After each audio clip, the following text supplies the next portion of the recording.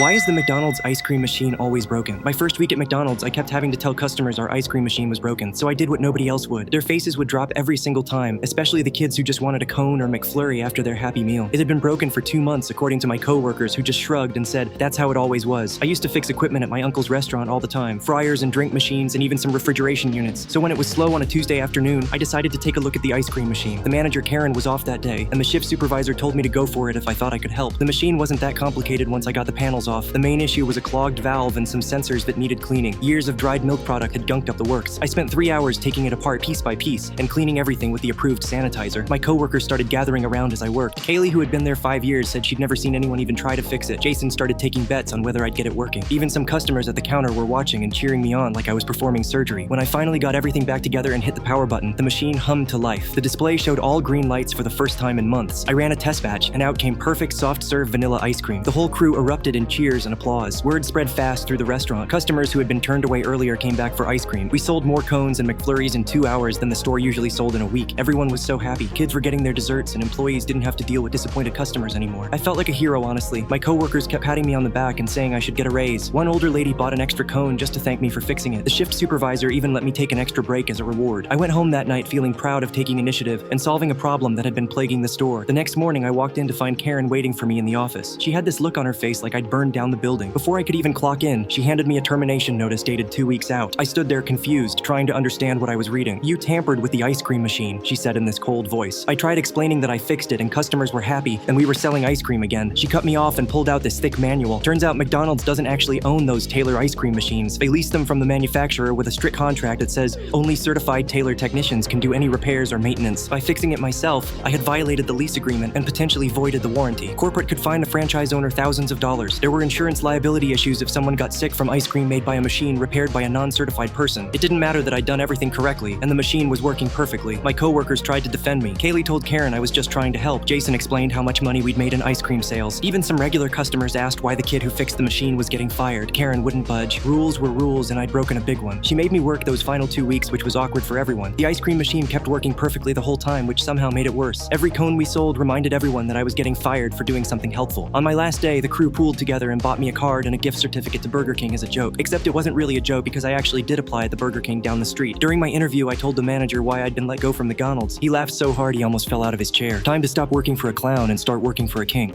Cantina.